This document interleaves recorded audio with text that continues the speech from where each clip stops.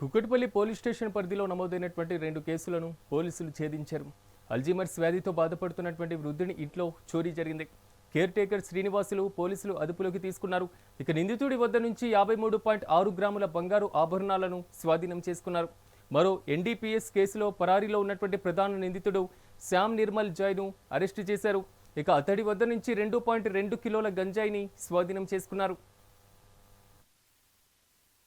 Sri Sri heights apartment రామాలయం road కుక్కట్పల్లిలో నవంబర్లో ఒక అఫెన్స్ జరిగింది.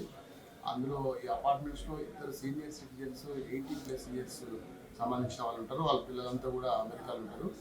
ఆ టైంలో వాళ్ళు ఒక రవి అనే ఒక ఏజెన్సీ ద్వారా కేర్ టేకర్గా ఒక శ్రీనివాస్ అనే ఒక నెల్లూరు వ్యక్తి వచ్చి వాళ్ళతో జాయిన్ అయ్యాడు. ఒక 3 months వాళ్ళతో కలిసి ఉన్నాడు, వాళ్ళకి నమ్మించాడు. ఆ తర్వాత వీళ్ళని రోజు హాస్పిటల్ తీసుకుపోయే తర్వాత అక్కడ వాళ్ళ చెకింగ్స్ జరుగుతూ ఉంటే నేను అన్నం తినొస్తా అని చెప్పేసి వీళ్ళ ఇంటికి తీసుకొని వచ్చి ఇంట్లో సుమారుగా 53 గ్రాముల బంగారాన్ని ఒక 4 ఆర్నమెంట్స్ను ఎత్తుకొని పోవడం జరిగింది.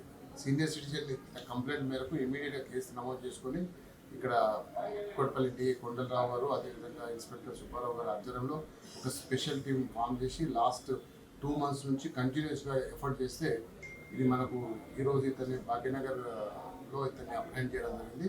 తర్వాత బంగారం కూడా టోటల్గా ఇంటాక్ట్గా రికవర్ జరిగింది. ఈ సందర్భంగా మనం ఏజెన్సీ వాళ్ళకు చెప్పేది ఏంటంటే, ఎవరైనా ఏజెన్సీ వాళ్ళు మీరు తీసుకొని ఎవరైనా ఇంట్లల్లో మీరు పెట్టినప్పుడు 100%గా అతన్ని యాంటిసిడెంట్స్ వెరిఫై చేసి ప్రాపర్గా అతని ప్రీవియస్ రికార్డ్ లేదన్నప్పుడు మాత్రమే అది ఇవ్వాల్సి ఉంటుంది. అదర్వైజ్ ఏజెన్సీ మీద కూడా చర్య